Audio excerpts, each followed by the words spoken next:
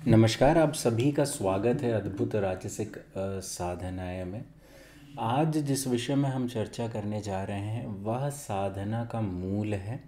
मूल दर्शन के विषय में आज हम चर्चा करने जा रहे हैं। बहुत बार ऐसा होता है, जितने भी ऐसे क्षेत्र हैं जिसमें तंत्र हो गया, अध्यात्म हो गया, योगाभ्यास हो गया, इन सब में सफलता के लिए समय बहुत अधिक लगता है अथवा अनेक बार श्रम करना पड़ता है।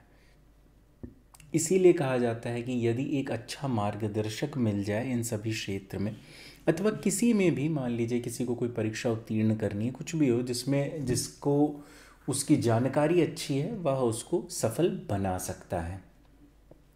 इसी कड़ी में मैं आपको कुछ जानकारी देने जा रहा हूँ जो संस्था द्वारा एक सेशन शुरू किए जा रहे हैं, जिसमें हमने बहुत सी साधनाएं भी पहले पूर्व में सार्वजनिक रूप से साधकों को दी हैं। कई सारी साधनाएं टेलीग्राम चैनल पे उपलब्ध हैं, लेकिन कहीं ना कहीं जो बेसिक नियम की कमी के कारण, जो साधक बेसिक जिनका कमज़ोर होता है, कहा जाता है जिस बिल्डिंग की फाउंडेशन कमज़ोर हो वो बिल्डिंग कभी भी सही से नहीं रह पाती, उसमें कुछ ना कुछ प्रॉब्लम्स होती ही रहती। उसी प्रकार से जिस भी साधक की जो बेसिक फाउंडेशन है, जो साधना के नियम हैं, तो वह जो अन्य हवन कैसे करना है, माला कैसे पकड़नी, उन सब चीज़ों में जिसमें कमी होती है, उसके लिए साधना सफल करना और कठिन हो जाता है और उससे गलतियां बहुत सारी होती रहती हैं। इसी चीज़ के लिए संस्था द्वारा एक सेशन शुरू किए जा रहे हैं जो स्वयं मेरे द्वारा लिए जाएंगे, जिसमें साधना का मूल सिखाया जाएगा, जिसमें आपके बेसिक कॉन्सेप्ट जो भी हैं वो क्लियर किए जाएंगे, है ना।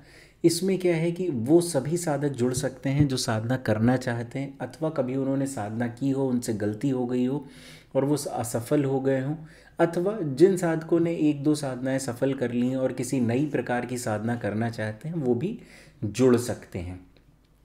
इसमें टोटल 11 सेशन होंगे, जिसमें प्रथम सेशन होगा साधना क्या है और कार्य कैसे करती है, मंत्र क्या है, कैसे कार्य करते हैं, अर्थात कि साधनाएं हैं क्या और ये कार्य कैसे करती हैं। कई बार मनुष्य के मन में ये भी प्रश्न आता होगा कि होता क्या है, इसके पीछे क्या होता है, मंत्र जप करने से क्या होता है, मंत्र जप कैसे कार्य करते हैं।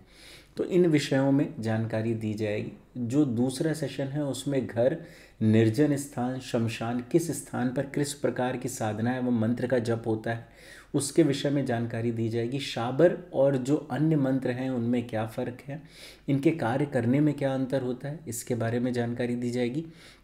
साथ ही साथ इसी में जानकारी दी जाएगी जो ग्रहण होते हैं, अमावस्या होती हैं या अन्य जो शुभ मुहूर्त होते हैं, उनमें ऐसा क्या विशेष होता है जिस कारण से साधनाएं करने में लाभ मिलता है। तीसरा क्या है, आसन क्या है। इसमें दोनों प्रकार के आसन के विषय में चर्चा होगी, एक शारीरिक आसन और एक जिस आसन पर हम बैठते हैं।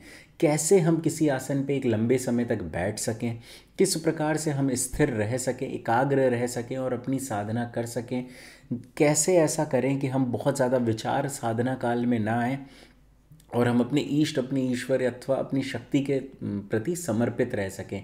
इसी के साथ इस सेशन में यंत्र क्या है, इसके विषय में चर्चा होगी और इसका निर्माण कैसे किया जाता है, यंत्र किस प्रकार से कार्य करते हैं, स्थिर यंत्र कौन से होते हैं, तांत्रिक यंत्र कौन से होते हैं, शमशान के जो यंत्र होते हैं वो कैसे कार्य करते हैं, उनके विषय में चर्चा की जाएगी। चौथा सेशन होगा जिसमें आपको बताया जाएगा माला क्या है, माला की आवश्यकता क्यों है, माला उपयोग कैसे करते हैं, माला के नियम क्या हैं, किस साधना में कौन सी माला उपयोग होती है, एक माला कितनी बार इस्तेमाल की जा सकती है एवं माला संस्कार कैसे होता है। पांचवा सेशन है दीपक क्या है, इसकी आवश्यकता क्यों है, दीपक किस प्रकार का होना चाहिए, उसे कैसे जलाएं, कितना घृत लें, अग्नि सुरक्षा कैसे करती है, दीपक बुझ जाना किस चीज़ का संकेत है, आदि आदि। छठा जो सेशन है वह है वस्त्र। साधना काल में कैसे वस्त्र धारण करें, सर पे कैसा कपड़ा रखें अथवा टोपी रखें, साधना में किस सामग्री की आवश्यकता होती है और क्या स्त्री के संपर्क में आने से या नग्न चित्र देखने से, गाना सुनना आदि आदि, क्या इनका कोई साधना पे प्रभाव पड़ता है। सातवां में आहार, हमें साधना काल में किस प्रकार का खाना खाना चाहिए, कब साधना करें, साधना से पहले क्या तैयारी करें, दीक्षा कब लेनी चाहिए, दीक्षा के नियम कौन से हैं, कौन सा तंत्र कब धारण करना चाहिए हमें।